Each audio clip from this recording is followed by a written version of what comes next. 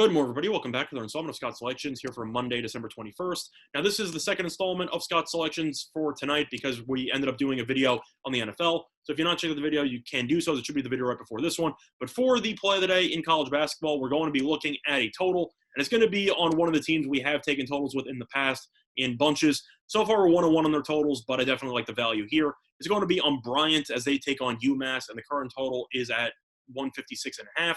We're going to take the over there at minus 120 on Bet Online. A time recording of 2:21 a.m. Eastern Time. A couple reasons why I like the over here for the Bryant and UMass matchup. First of all, Bryant we already know about. We've talked about before. This team scores a ton of points. They're averaging 92.9 points per game. UMass, however, is also very solid offensively against better competition as well, as they are averaging 84.7 points per game. Bryant's defense also not great, giving up 79.6. UMass giving up 74.3. So both teams love to play quality offense, don't really care much about defense. The total opened up at 153 as a result. It's up to 156.5, and you've already seen 157s, 157.5 at other spots. So for that reason, I do think that this number is a little bit low at this point in time, and I think it will close somewhere in the 159 to 160 range. But the main reason why is, of course, going to be on the pace of play. We've talked about KenPom rankings for offensive tempo for Bryant for several videos. We're going to do it again in this one. Bryant ranks third in all of college basketball, according to KenPom, in adjusted offensive tempo. Meanwhile, UMass not far behind, as UMass ranks 50th. So you have two teams that play very solid offense, averaging over 84 points per game, don't play much defense, and both teams rank in the top 50 in pace.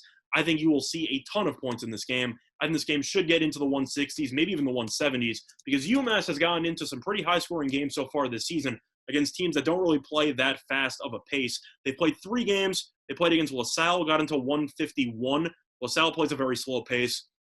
Played against Northeastern, got to 151 in the immediate rematch. And the first game of the season, they ended up totaling 173. So you've already gotten to the 150s in all 3 of their games, and those opponents have pretty slow pace of play. But if you compare them to Bryant, I think there's a good chance UMass can break 100 here. I think it could score 90+, and I do think that at some point, Bryant's going to have no answer for Trey Mitchell. Now, Trey Mitchell, if you don't know, is one of the most underrated players in the country. Plays at UMass center. He's averaging 26 points per game and 8 rebounds. Bryant will have no answers on the interior for him. So I do think that the UMass should end up getting into the bonus pretty early, but Bryant loves to play in transition.